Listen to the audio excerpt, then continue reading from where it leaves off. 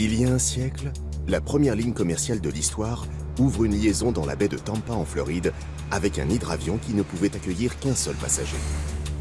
Aujourd'hui, 37 millions de vols transportent 3,5 milliards de voyageurs chaque année, que ce soit pour le tourisme ou les affaires. La croissance du transport aérien est simplement liée au développement des classes moyennes. En 2030, ces classes moyennes représenteront la majorité de la population mondiale, ce qui portera le trafic à 6,5 milliards de passagers. La croissance du transport aérien est dopée par les économies émergentes d'Amérique du Sud, d'Afrique et d'Asie, et en particulier par la Chine, qui prendra la tête du trafic aérien mondial. C'est une réalité que d'ici 2035-2040, il ne va pas y avoir assez de pistes pour tous les avions. Pour couvrir les destinations phares de demain, les compagnies vont multiplier les alliances. De nouvelles vont se créer et le low cost va étoffer ses offres de long courrier. Évidemment, il faut augmenter les mètres carrés des aérogares de façon à pouvoir accueillir les passagers de manière la plus confortable possible. Le trafic doublant d'ici 2030, de nombreux défis s'imposent au transport aérien. Des solutions concrètes sont attendues pour résoudre les problèmes de saturation et éviter les retards. On va travailler sur des fonctions innovantes, aussi bien au sol qu'à bord de l'avion, pour pouvoir fluidifier ce trafic. Au sol, il faudra réguler les flots de passagers, assurer plus de décollage et d'atterrissage, et dans les airs, augmenter le nombre de vols tout en assurant une sécurité maximale. Un challenge pour le secteur aéronautique dans le monde entier. Dans le futur, ça sera très automatisé. Nous allons donc découvrir les fonctions innovantes à mettre en place pour fluidifier le trafic, tant au sol qu'à bord des avions.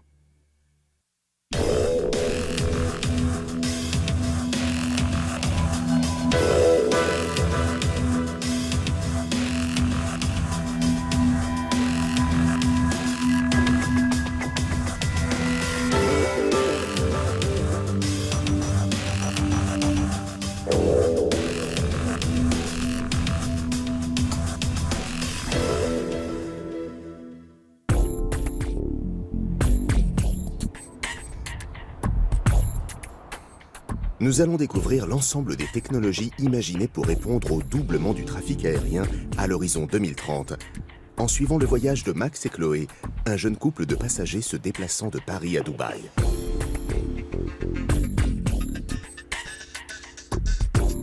Le chauffeur les dépose au terminal 2 de Roissy-Charles de Gaulle, l'un des 50 méga-aéroports de la planète.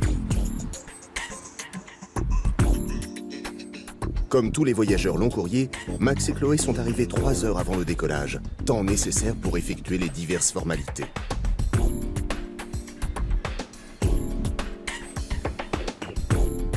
Ils rêvent de vitesse, d'avions hypersoniques, d'embarquement express.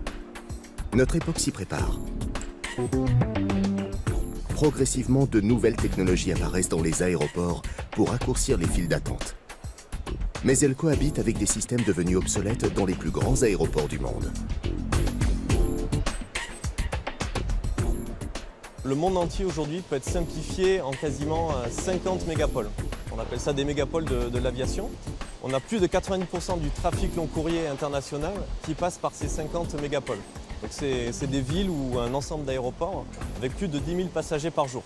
Avec la croissance notamment des économies émergentes, il va y avoir des grandes villes qui vont émerger en Chine et dans d'autres régions d'Asie ou d'Amérique latine. On anticipe qu'il y aura à peu près 90 de ces mégapoles d'ici 20 ans. Première étape pour Max et Chloé, s'enregistrer. Aujourd'hui, 66 millions de passagers passent par Roissy-Charles de Gaulle.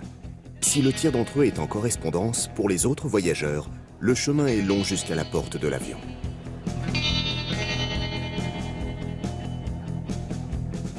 De nombreux passagers se pressent encore au comptoir d'enregistrement pour récupérer leur carte d'embarquement et faire enregistrer leur bagage. Mais il est déjà possible de contourner cet obstacle. Aujourd'hui, on peut s'enregistrer à domicile. On peut s'enregistrer sur une borne d'enregistrement qu'on va trouver sur son parcours.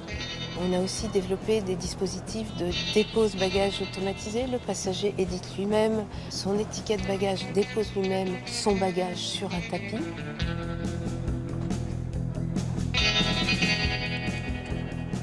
Max et Chloé, adeptes des nouvelles technologies, ont choisi la formule la plus automatisée.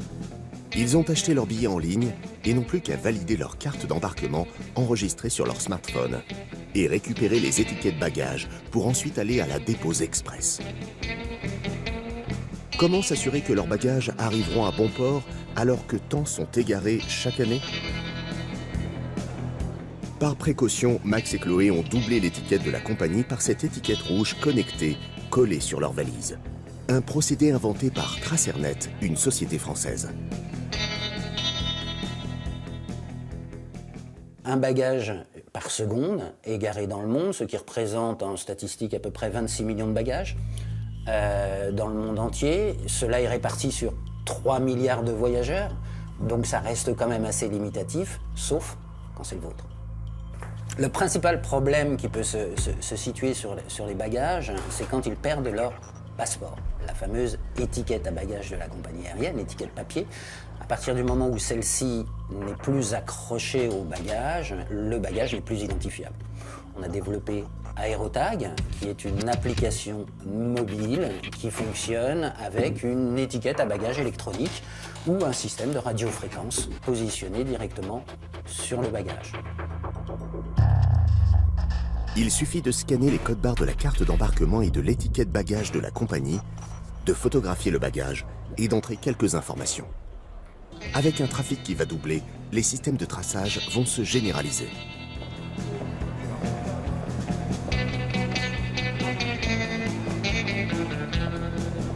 Max et Chloé vont maintenant se délester de leurs valises. La dépose express accélère un peu les flux. Mais quelle solution innovante permettrait aux voyageurs de ne plus se préoccuper des bagages et de traverser l'aéroport les mains libres? L'aéroport de Genève et Citalab ont expérimenté un robot bagagiste.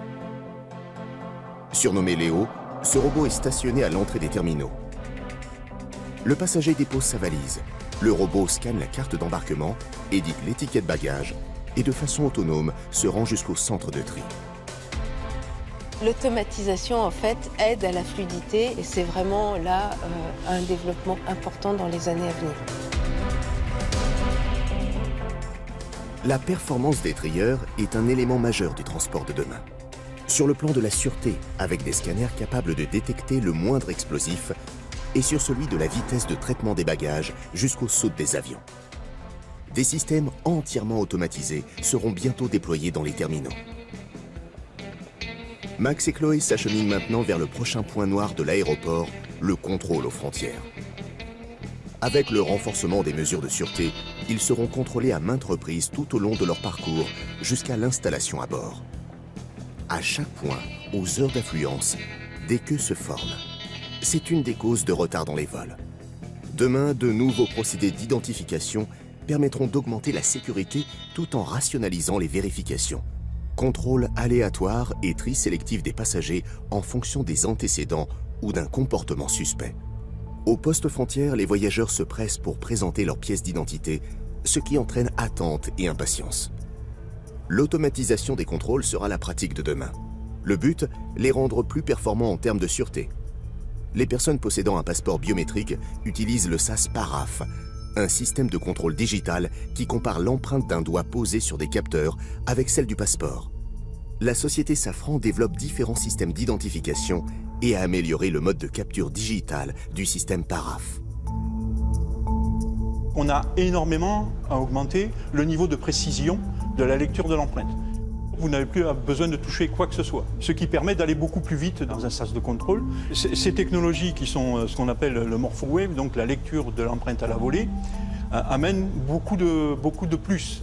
Donc la deuxième technologie qui commence à être utilisée, c'est la reconnaissance faciale. Dès l'instant où vous rentrez dans un sas, où vous approchez des caméras, on prend un certain nombre de photos et l'algorithmique de traitement va identifier votre visage, va le calculer, on va recréer en fin de compte votre visage en 3D et on va lire la photo de votre passeport et donc on va vérifier que l'ensemble de toutes ces photos correspondent bien les unes aux autres. Si vous voulez, il y a certains points caractéristiques du visage, même si vous faites de la chirurgie esthétique, ça ne changera rien, on vous reconnaîtra quand même. La troisième technologie que nous mettons en œuvre aujourd'hui, c'est la reconnaissance de l'iris. Donc aujourd'hui, nos systèmes sont arrivés à un tel niveau de fiabilité qu'on est capable de prendre l'iris à la volée. Aujourd'hui, nous sommes capables de faire et l'acquisition et le matching de l'iris en moins d'1 seconde. Nous considérons qu'à terme, ça sera certainement la technologie la plus précise et celle qui a le moins de chances de se tromper. Le smartphone sera l'instrument clé des voyages du futur. De la carte d'embarquement jusqu'à l'hôtel de destination, en passant par les captures biométriques, il contiendra toutes les données nécessaires. Le passager sera reconnu puis guidé grâce à son mobile. Pour faciliter, sécuriser et surtout accélérer son parcours, des stratégies se mettent en place. Tout au long du cheminement dans l'aéroport, les systèmes, que ce soit les systèmes de caméra ou alors les systèmes de passage avec la reconnaissance de l'empreinte ou la reconnaissance de l'iris, vont permettre une fluidification extrêmement importante du trafic des personnes. Quels systèmes accéléreront l'inspection des passagers et des bagages cabines? Aujourd'hui, il faut sortir des sacs les objets métalliques, électroniques, les produits liquides, et ces actions freinent le mouvement. La société allemande Smith Detection a développé des scanners 3D visualisant en une fraction de seconde le contenu du bagage sous tous les angles. Un sérieux gain en sécurité et bien sûr en temps d'inspection. Le passager arrive au point de contrôle. Il met son sac directement sur le tapis. Plus besoin de sortir l'ordinateur ou encore un produit liquide du sac. C'est un processus facile et direct. Le sac est entièrement scanné au rayon X. Nous obtenons une image en 3 dimensions. L'avantage de ce rendu d'image est de montrer l'intérieur du bagage. On voit tout ce qu'il y a dans le détail.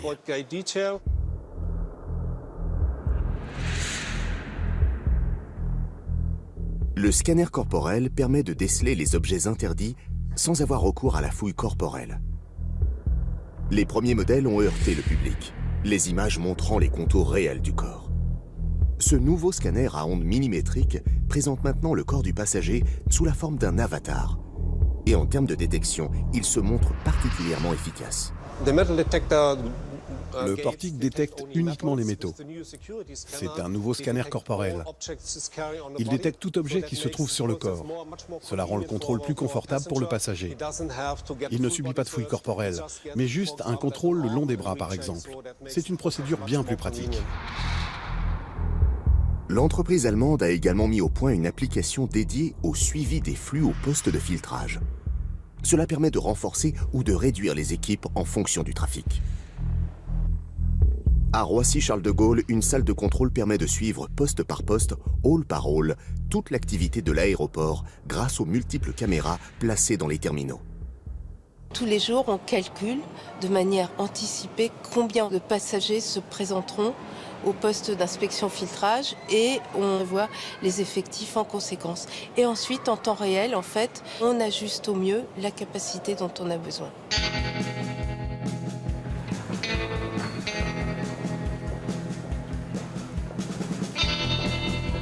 Est-il possible d'envisager un aéroport sans file d'attente, sans long chemin à parcourir? Les escaliers mécaniques et les trottoirs roulants canalisent les flux et réduisent déjà les temps de connexion jusqu'à 70%. Avec la navette automatique, Max et Chloé gagnent aussi du temps de parcours.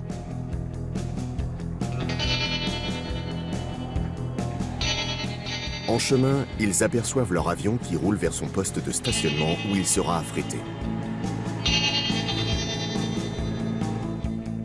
Ce qui leur laisse tout le temps de musarder dans le duty-free qui, d'année en année, s'enrichit de nouveaux services.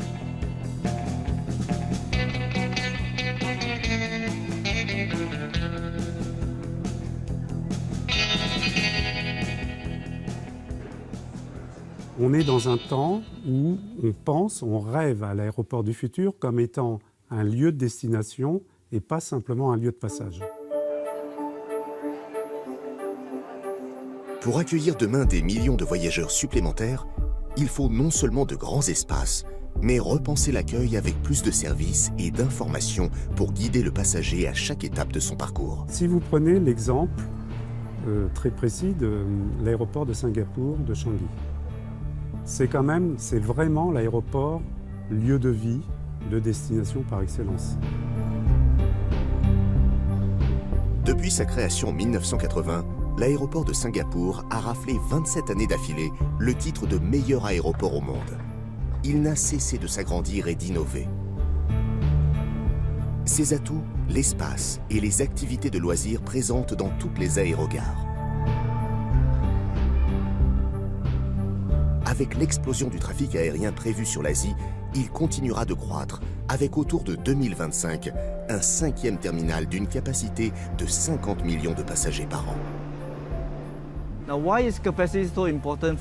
Pourquoi la capacité d'un aéroport est-elle importante?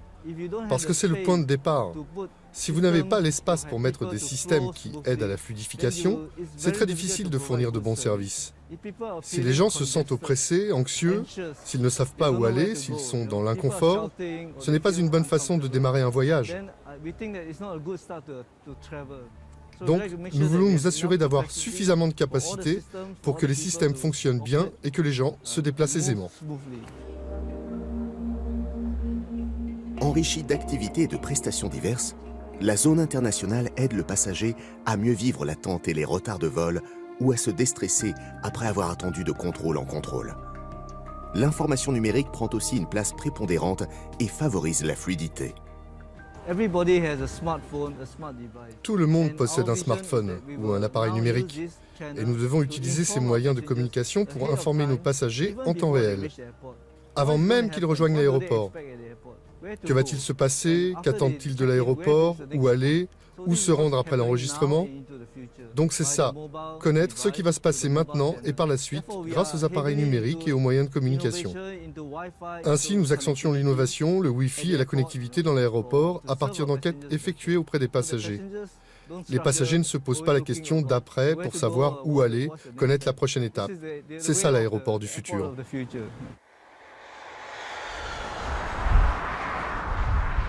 Nos voyageurs Max et Chloé sont arrivés dans la salle d'embarquement en avance, ce qui n'est pas le cas de tous les passagers. 10% d'entre eux sont responsables des retards de vol. Ils flânent alors que l'embarquement de leur avion se termine ou ils oublient un sac dans une salle, ce qui déclenche la mobilisation des démineurs. Plus de 2000 interventions ont ainsi lieu chaque année dans les aéroports parisiens. Dans l'aéroport, on teste de nouvelles technologies comme la géolocalisation par exemple. Vous allez embarquer sur un vol et vous êtes en train de faire vos emplettes dans l'aéroport, dans la zone hors taxe. Ah, mais le vol embarque dans 10 minutes. Eh bien, on sait exactement où vous êtes parce que vous avez établi une connexion avec la compagnie aérienne par un réseau social ou peu importe par quel motif. Et donc on va vous envoyer un message en disant « Je vous rappelle que dans 10 minutes, les portes de l'avion ferment ». Donc c'est beaucoup plus de liberté pour nos passagers, c'est aussi beaucoup de performance opérationnelle. Une performance recherchée à tous les niveaux dans les grands aéroports en raison de l'impact économique. Mais seront-ils tous capables de répondre à l'hypercroissance du trafic aérien? Il n'y a pas de grand pays et de grande ville capitale sans un grand aéroport.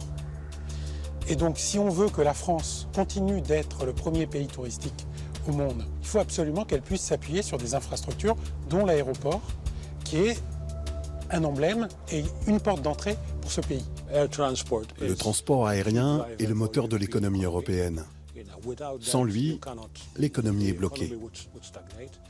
Nous avons vu ce qui s'est passé avec l'éruption du volcan islandais.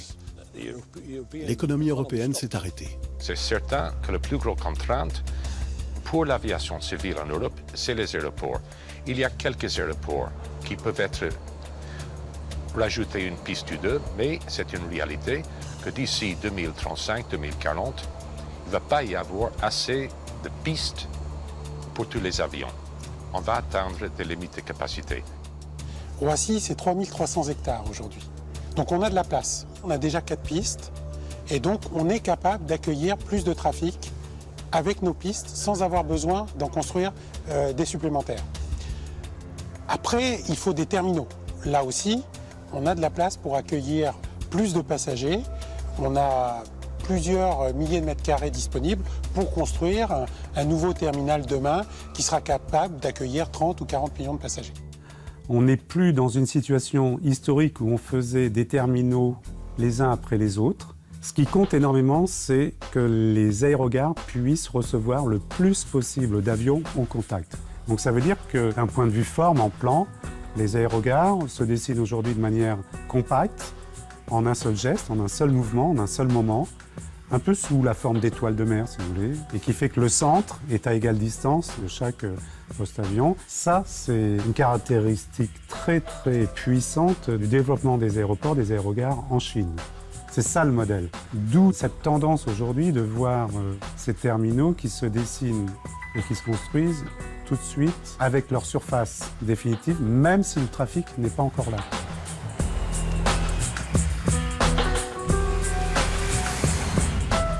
Mais comment répondre à la pénurie de pistes? En créant la piste sans fin, comme celle modélisée par Henk Esselink avec les chercheurs du Centre aérospatial des Pays-Bas. Sur une surface minime, ce concept circulaire permet autant de mouvements d'avions par heure qu'un méga aéroport. Max et Chloé sont rassurés, leur avion est là. Mais décollera-t-il à l'heure? Certaines compagnies calculent un temps d'escale trop court, ce qui génère du retard. Éric Prévost est le commandant de bord de l'avion de Max et Chloé. Les dernières informations météo viennent de tomber et avec son copilote, il étudie la route de Paris à Dubaï. Tous les plans de vol des 2000 compagnies opérant en Europe sont envoyés à Eurocontrol, l'organisme qui régule l'aviation européenne. Cela représente 30 à 35 000 vols par jour. On est ici un centre européen et on aide les centres de contrôle de trafic aérien à gérer l'espace aérien de 41 pays européens. En 2015, le projet de ciel unique européen a pris forme avec la mise en place du programme César, qui regroupe des solutions technologiques. Les acteurs du secteur aéronautique s'unissent pour harmoniser le trafic aérien et le rendre plus sûr. On est en train de développer des nouvelles technologies. On va passer un simple plan de vol qui décrit la route et tout ça. On passe vers une description de trajectoire beaucoup plus précise, quelques secondes près. Et quand on a cette précision de trajectoire, les contrôleurs de trafic aérien vont être capables de gérer plus d'avions. Donc on va gagner 5, 10, 15% de capacité. Donc il y a beaucoup de travail qui est en train d'être fait par tous les partenaires de l'aviation civile pour essayer de gagner. Mais les capacités, on augmente par des petits pourcentages. Max et Chloé observent l'activité autour de leur avion.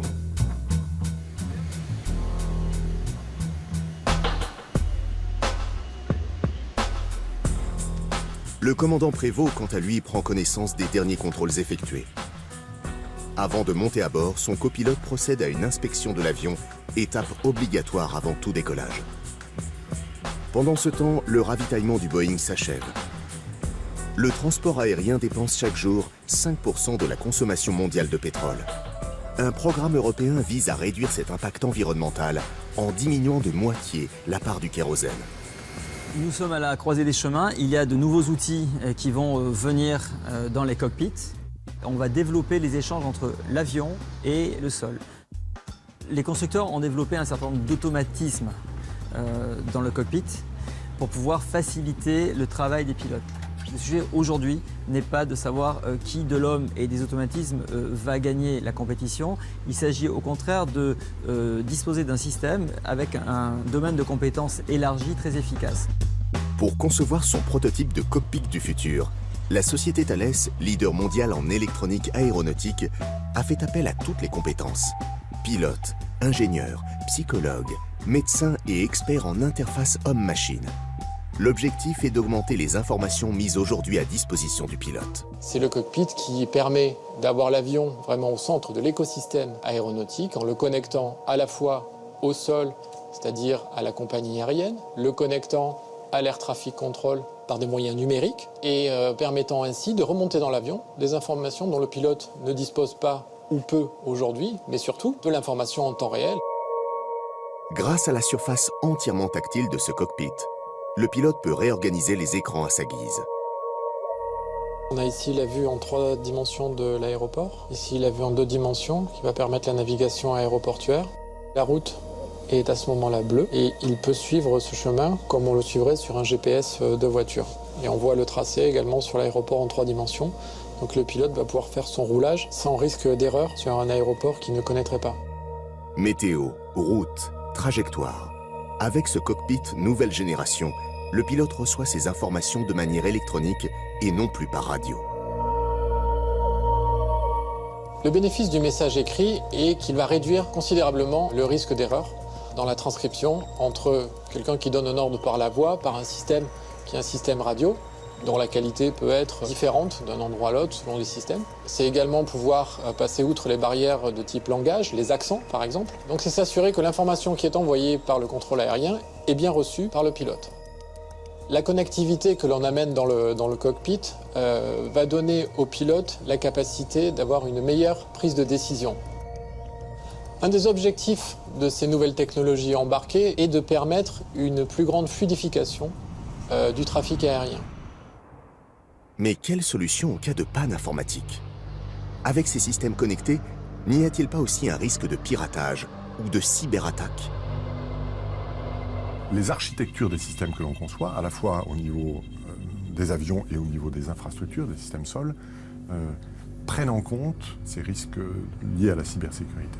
Toutes ces contraintes sont intégrées dans la conception et dans l'architecture des systèmes. Raison de plus d'ailleurs pour qu'il y ait toujours des pilotes à bord des avions et pour qu'il y ait toujours des contrôleurs dans les centres de contrôle, pour qu'en cas de dysfonctionnement, des procédures de reprise en main des systèmes puissent être faites. Okay, we're taking off too soon right now. Clear left. Clear droite. Before taxi checklist complete. Les pilotes effectuent une checklist pour s'assurer que tous les instruments et commandes répondent parfaitement. Tout devant, tu es d'accord?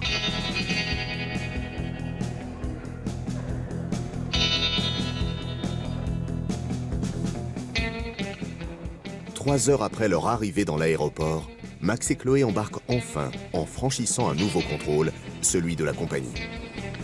Quelques pas de plus, une ultime formalité, et ils vont s'installer à bord du Boeing 777. Ce qui n'est pas le cas de certains passagers qui restent cloués au sol en raison du surbooking. Des compagnies vendent en effet plus de billets que de places dans leurs avions, car elles anticipent le fait que des voyageurs, pour diverses raisons, ne prendront pas le vol qu'ils ont réservé. De plus, tout incident sur le vol précédent peut aussi amener la compagnie à recaser ses clients, devenus prioritaires, sur le vol suivant. Air France 662, bonjour. La mise en route et le repoussage face au nord. Le sol? Oui, j'écoute. Je peux libérer Train Park? Oui, sans problème. Des tracteurs aident les avions à quitter leur parking. Progressivement, leur motorisation passe du diesel à une version électrique plus écologique. Bientôt, des tracteurs robots accompagneront l'avion jusqu'à la piste. Une autre technologie pour un roulage plus économe et plus silencieux incorpora un système électrique dans les roues de l'avion, ce qui permettra aussi une utilisation dès l'atterrissage. L'autorisation de roulage est donnée par les contrôleurs de la tour. Donc nos pilotes attendent cette permission.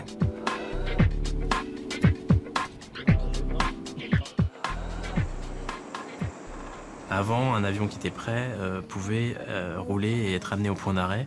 Et là, on avait des séquences de départ terribles avec un encombrement au sol qui était hyper compliqué. Et puis finalement, c'était pas efficace parce qu'on arrivait, on était numéro 15 au point d'arrêt, on attendait, les moteurs tournaient, ça consommait. C'est pas souhaitable. Un avion, c'est pas parce qu'il est prêt qu'il peut partir, c'est très complexe avec plein de croisements on croise les arrivées et les départs et on construit une séquence de départ. Donc on l'emmène jusqu'au point d'arrêt à la piste.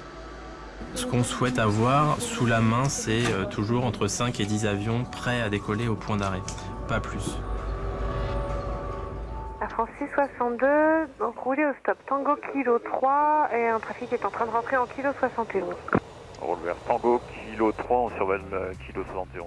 Dès l'ordre reçu, le commandant Prévost et nos deux voyageurs roulent vers la piste de décollage. Avec le va-et-vient des véhicules techniques, la circulation sur les aéroports est sous haute surveillance. À Roissy, 1400 avions se posent et décollent chaque jour.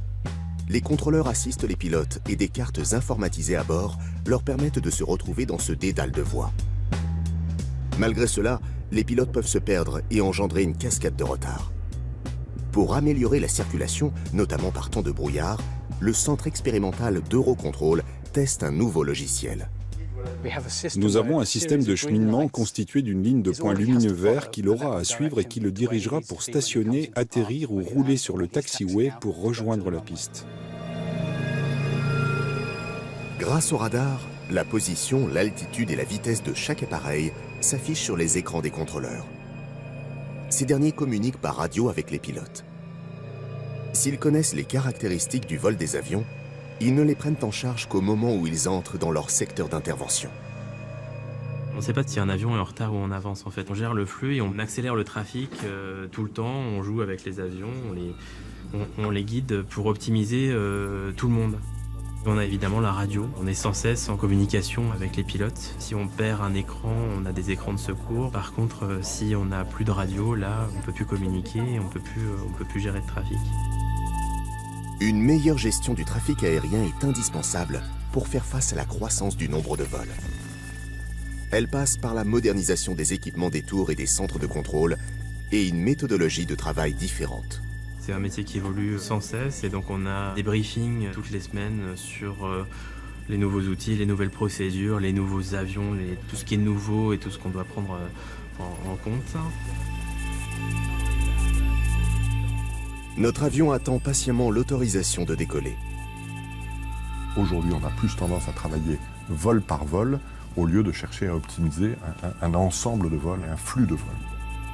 Il y a beaucoup plus de choses qui vont être calculées, qui vont être générées automatiquement par le système, tout en laissant en permanence la maîtrise et le contrôle par le contrôleur. Il va avoir accès à beaucoup plus d'informations.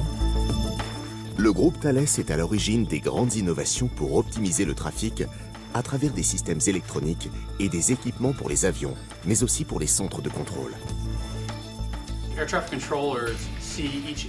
Les contrôleurs aériens visualisent chaque vol sur une bande de papier sur laquelle figurent des informations associées à ce vol.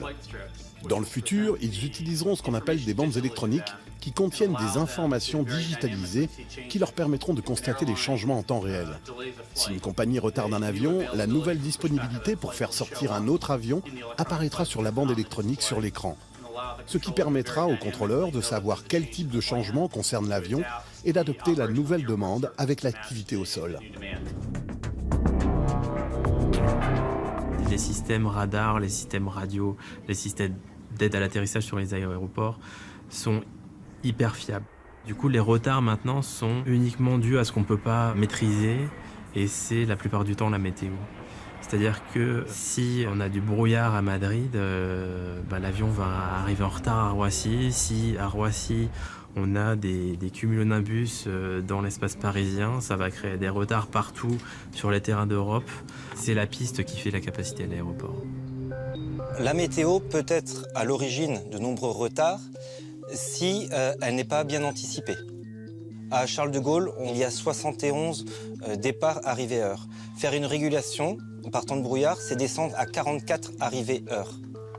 Nous sommes en Île-de-France, la première région économique de France. Donc le moindre petit problème météo peut engendrer de gros problèmes économiques. Il y a des avions qui peuvent se poser avec 0 mètre de visibilité. D'autres qui ne peuvent pas. Ils doivent avoir au moins 400 mètres de visibilité. Tout dépend de l'avion. Un avion, par vent de travers, il y a des avions où ils ne peuvent pas se poser par 38 nœuds de vent de travers. Donc le fait de bien prévoir ces vents et de donner une chronologie précise permet de pouvoir faire atterrir ces avions en toute sécurité. Parce que si on prévoit des vents forts de travers à 9 heures, eh ben, l'avion, on essaiera de le faire atterrir peut-être un peu avant ou peut-être un peu après. Les modèles numériques permettent d'affiner les prévisions et de repérer grâce à un maillage des phénomènes atmosphériques potentiellement dangereux sur des secteurs très localisés. Le problème, c'est que ces modèles génèrent énormément de calculs. Donc il faut des puissances de calcul très importantes. Actuellement, à Météo France, le supercalculateur fait 14 milliards de calculs à la seconde. Si on veut descendre au niveau de la maille de moitié, pour un modèle à maille fine, il faut doubler ce nombre de calculs à la seconde. Puisque les ordinateurs qui font d'aussi nombreux calculs n'existent pas encore. Donc on est limité par la technologie informatique.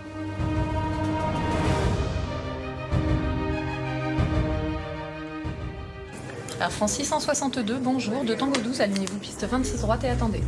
J'entends les 26 droite, on est d'accord? Le départ de notre avion est imminent. Il est aligné face au vent sur la piste de décollage. Ceinture bouclée, Max et Chloé sont prêts à partir. Mais notre commandant de bord doit attendre l'autorisation du contrôleur pour décoller. Air France 662, vent 200 degrés 3 nœuds, piste 26 droite, autorisé décollage. Autorisé décollage, piste 26 droite, Air France 662. Take off.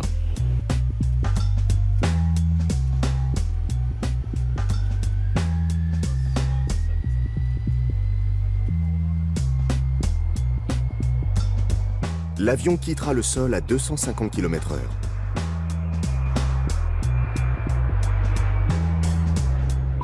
La société Thales a développé une nouvelle procédure de décollage incluse dans son concept de cockpit. En adaptant automatiquement la vitesse, l'altitude et la poussée du moteur, elle permettra de réduire le bruit perçu par les riverains de l'aéroport, la consommation de carburant et les émissions de CO2. Les limites du trafic actuel, à l'arrivée, c'est le temps d'occupation de piste. Et au départ, c'est les turbulences de sillage. Ces turbulences de sillage sont créées par le déplacement de l'avion dans l'air et par son poids. Un petit appareil pris dans le sillage d'un gros porteur peut être littéralement retourné par leur violence, ce qui explique la distance de séparation entre deux avions au décollage et à l'atterrissage. Pour fluidifier le trafic aérien, il faut donc réduire ces espacements. Pour cela, les chercheurs de l'ONERA s'appuient sur le LIDAR, un instrument de détection laser qui permet d'établir des cartographies très précises des masses d'air. Le LIDAR va permettre aux contrôleurs aériens de visualiser ces tourbillons de sillage et de savoir leur temps de persistance au-dessus de la piste.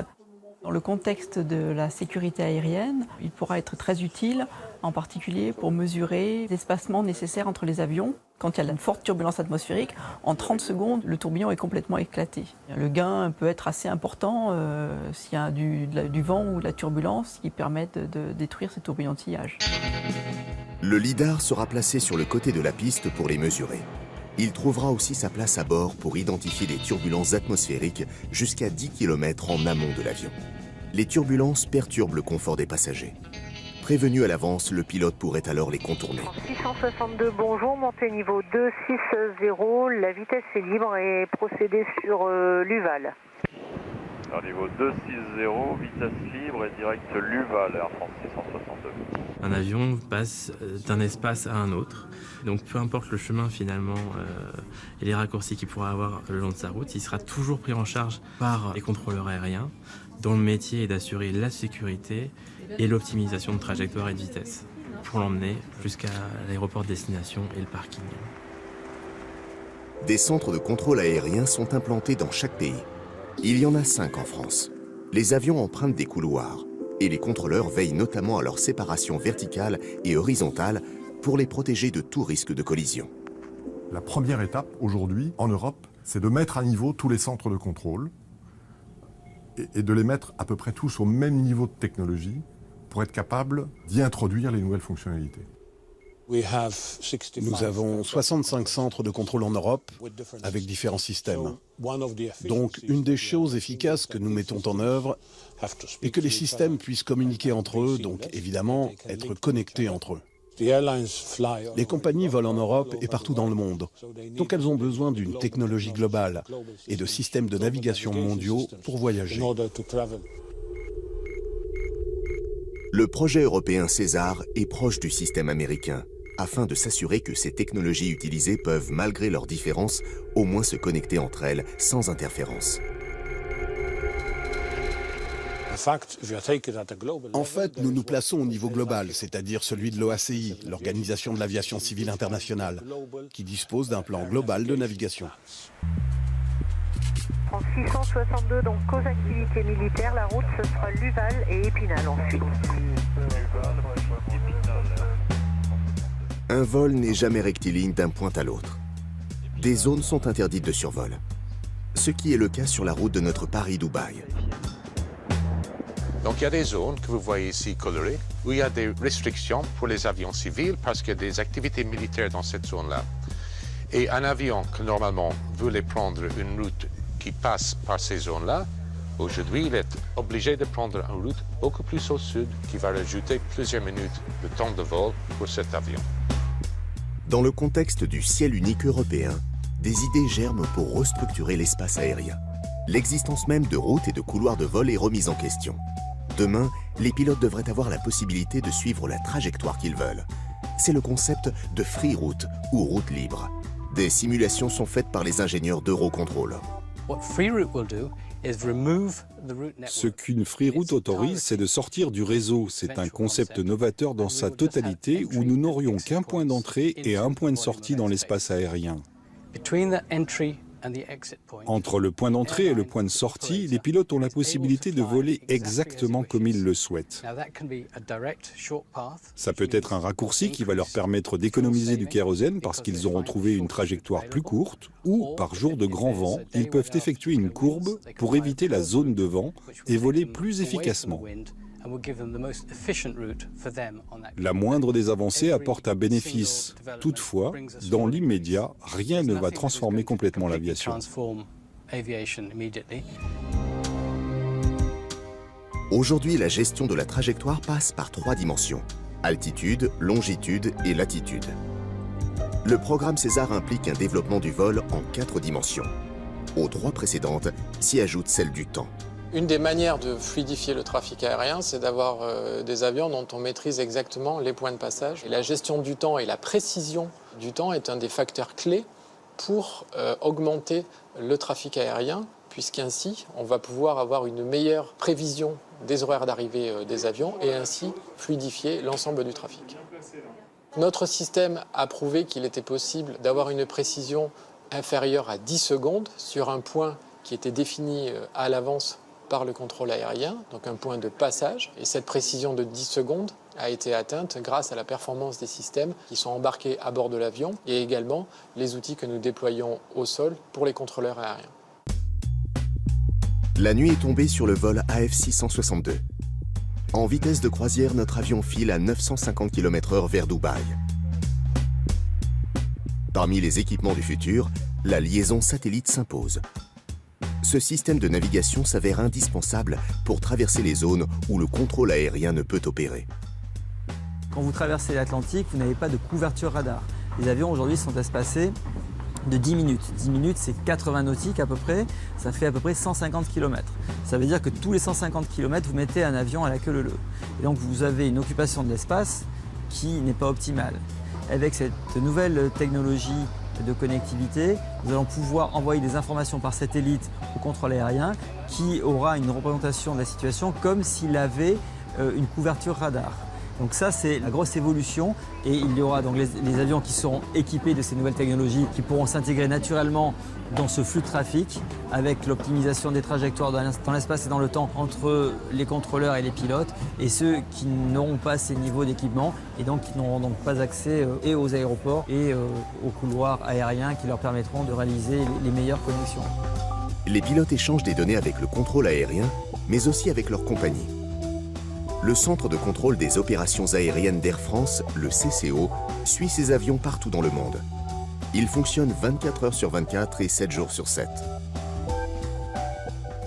La mission du CCO, c'est d'assurer le bon déroulement du programme de vol, et ce malgré les aléas de toutes sortes, que ce soit les problèmes météo, les pannes avions, l'indisponibilité d'un membre d'équipage, une crise géopolitique en Afrique, un problème de saturation de l'espace aérien, un problème de fermeture ou de restriction d'un aéroport.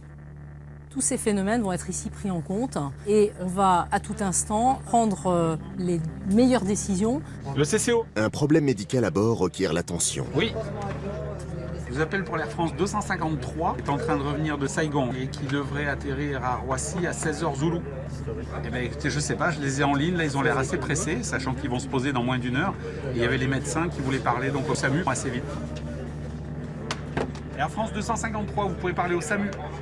Il y a une douleur angineuse depuis 2 heures environ. Il a pris une bouffée de trinithrine, on vient de l'allonger. La douleur est rapidement progressive, elle est de pire en pire. Peut-être attendre et vous faire arriver des secours à l'arrivée à Charles de Gaulle. Que le temps de trouver à d'autres aéroports le temps passera et donc ça sera la même chose. Tous les avions d'Air France sont équipés d'un dispositif qui fait que l'avion nous envoie toutes les 4 minutes sa position. Et cette position est reportée sur nos écrans de suivi. La ponctualité est un élément absolument clé. Un avion qui part en retard, c'est un vol retardé, mais c'est peut-être derrière plusieurs vols retardés du fait de l'enchaînement de ces rotations. Notre avion poursuit son vol sans encombre. Les retards sont souvent dus aux pannes, la bête noire des compagnies, surtout lorsqu'elles immobilisent l'avion sur une plateforme lointaine où elles ne disposent pas de pièces détachées et d'équipes de mécaniciens. Grâce au big data, la maintenance devient prédictive et il est possible de détecter les pannes avant qu'elles ne surviennent. Airbus développe depuis quelques années des logiciels qui s'appuient sur les capteurs qui sont à bord de nos avions et sur les A350. Nous avons 400 000 paramètres de disponibles par vol reflétant le comportement de nos systèmes. Nous pouvons récupérer ces informations à bord de l'avion dès qu'il se pose ou même pendant le vol. Ce qui est nécessaire maintenant, c'est de les équiper de moyens d'enregistrement plus puissants et de moyens de communication au sol plus puissants. La technologie ne fait pas tout, on l'a bien vu avec l'accident sur l'Hudson River. Malgré tous ces systèmes embarqués, ce qui avait sauvé les passagers du vol du capitaine Siebenberger, c'est beaucoup d'expérience, un grand sens du discernement et une capacité d'analyse, de jugement et de décision qui est propre à l'homme. Les avions de demain sont ceux qui sont commandés, fabriqués et vendus aujourd'hui. À l'horizon 2030, une bonne partie de la flotte des grandes compagnies aura été remplacée par des avions de dernière génération. Il faut savoir que quand on commande un avion, eh bien entre le moment où nous passons la commande et le moment où l'avion va voler pour la première fois dans notre compagnie, il peut se passer des années. Donc il y a un gros travail de, je dirais, de prospective pour savoir si l'outil que nous sommes en train d'acheter à des prix conséquents. Un avion long courrier, c'est 200 millions de dollars. Donc il s'agit de ne pas se tromper sur l'outil que l'on achète. Donc ça, 2030, c'est aujourd'hui. Si on prend l'exemple d'un Boeing 787, c'est un avion qui est un véritable bijou de technologie. À la fois sur le plan du développement durable, donc l'empreinte que cet avion laisse sur la planète, mais cet avion est aussi beaucoup moins bruyant, à la fois dans son environnement, mais aussi à l'intérieur de l'avion, on est moins exposé au bruit. Et puis enfin, avec ces nouvelles technologies, on ne prélève plus d'air dans les moteurs. On fabrique l'air qui est à bord de l'avion avec des systèmes électriques. On a un bien meilleur contrôle du niveau d'humidité à l'intérieur de l'avion. Après 12 heures de vol, vous sortez avec une sensation de fatigue qui est beaucoup moins importante. Les compagnies aériennes vont demander des avions de plus en plus gros, tout simplement parce qu'en mettant plus de passagers par vol dans un avion, on réalise des économies d'échelle. On permet aussi de compenser les problèmes de congestion avec un trafic aérien qui croît à 4,5% par an. C'est sûr que le trafic doublant tous les 15 ans, c'est beaucoup plus simple d'avoir des avions plus gros qui permettent de mettre plus de monde par vol que de devoir démultiplier les fréquences avec des modèles plus petits. Mais un gros porteur comme l'Airbus A380 ne sera pas l'avion phare du futur, car il nécessite des infrastructures adaptées que tous les aéroports ne peuvent supporter. La durée de service des avions de ligne est d'environ 30 ans. Des appareils de 400 places, comme le dernier Airbus A350, qui est à la pointe de la technologie, correspond mieux à la demande. La structure est en fibre carbone. La fibre de carbone est un matériau très léger, très résistant. Et en plus, il nous permet de réduire le poids de l'avion. Deuxièmement, on l'utilise pour l'aile, ce que j'appelle une aile intelligente, parce qu'elle possède surtout un fantastique design aérodynamique et s'adapte parfaitement aux conditions de vol. On peut le voir sur le bord de fuite. Selon le poids et l'altitude de l'avion, l'aile adapte son profil pour être toujours dans des conditions de vol efficaces. L'avion du futur sera plus léger pour consommer moins de kérosène. Il décollera plus vite, ce qui permettra d'augmenter les fréquences de rotation. Des compagnies pourraient utiliser aussi le gain de poids pour faire monter plus de passagers à bord. La start-up Explicit s'est penchée sur l'allègement des sièges. Ceux dans lesquels sont assoupis Max et Chloé ne seront sans doute plus dans le standard de demain en raison de leur poids.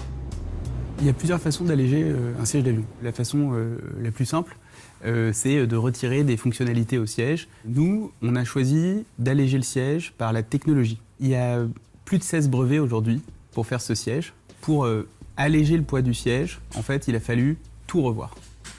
On a commencé par la structure. On a utilisé les matériaux les plus avancés, comme la fibre de carbone, comme le titane. Après, on a retravaillé toutes les zones en contact avec le corps du passager. Il n'y a aucune pièce rigide. Et en fait, tout ça vient contribuer à un nouvel équilibre entre masse et confort.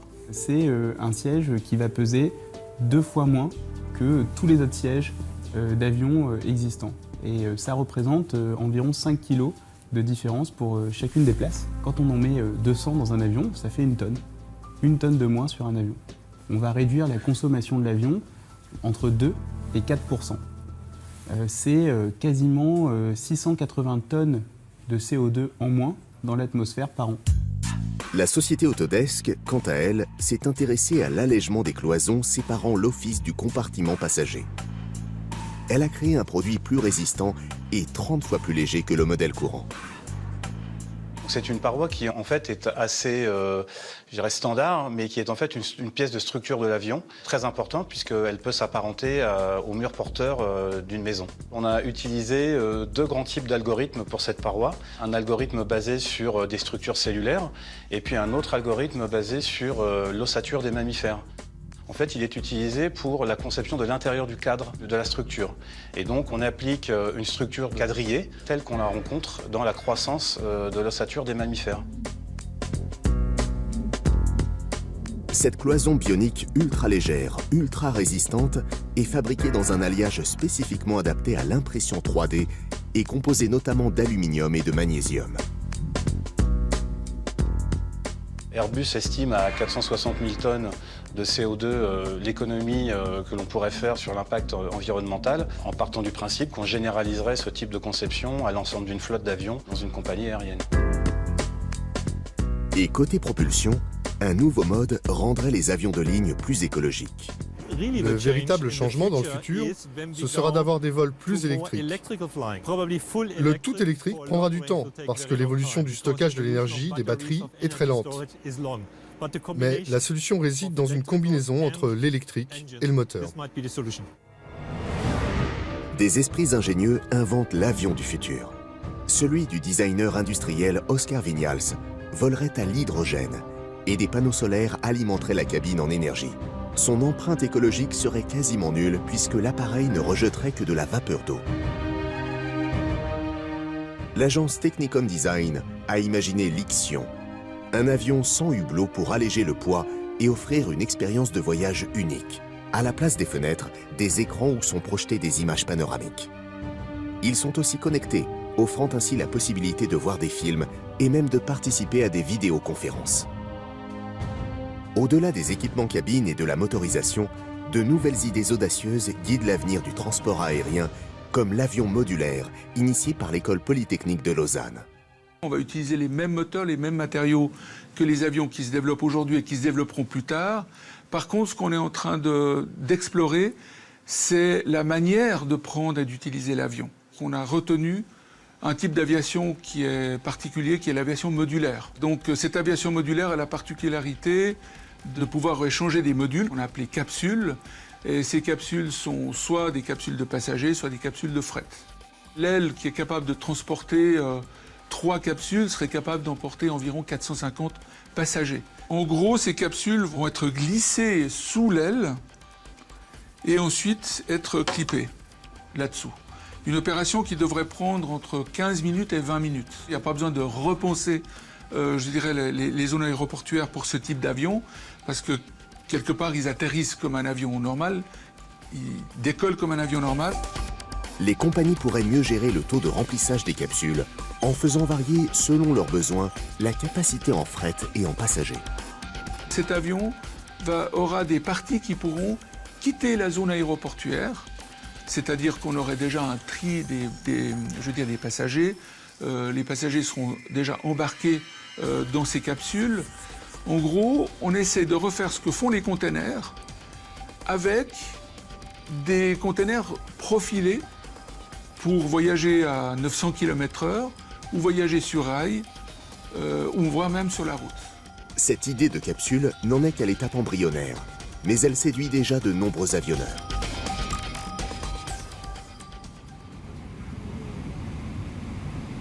Pour Max et Chloé, le voyage s'achève. Leur avion amorce sa descente sur Dubaï dans un ciel dégagé sans retard. Il arrive encore que par fort trafic, beaucoup d'aéroports maintiennent les appareils sur des circuits d'attente appelés hippodromes.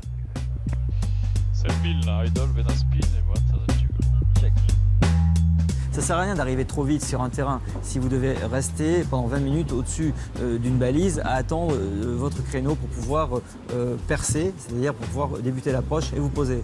Donc aujourd'hui, avec le plan de vol I4D, nous pourrons, dans cet échange entre le cockpit et les contrôleurs, anticiper en temps réel les vitesses nécessaires pour arriver au bon endroit au bon moment et minimiser les délais à l'arrivée. Les descentes en continu, donc sans palier, vont se généraliser. Elles permettent de réduire la consommation et les nuisances sonores parce qu'il n'y a pas de remise de gaz.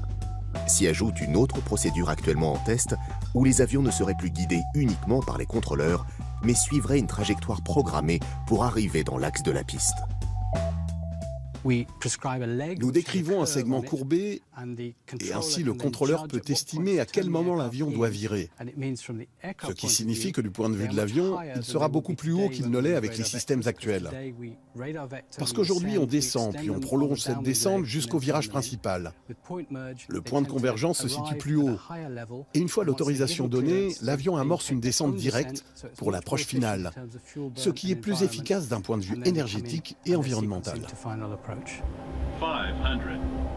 Une des façons de gérer l'accroissement du trafic aérien, c'est de pouvoir bénéficier d'avions qui se posent par tout temps.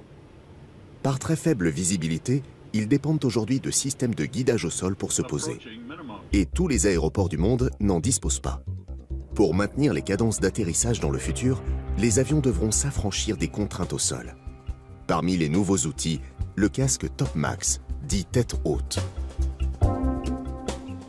Ces technologies de visualisation tête haute peuvent être couplées à des caméras thermiques qui permettent de voir au travers des couches nuageuses et donc de donner des capacités opérationnelles supérieures à l'avion. Et donc ainsi augmenter la fréquence d'atterrissage des avions sur les aéroports, quelles que soient les conditions météo.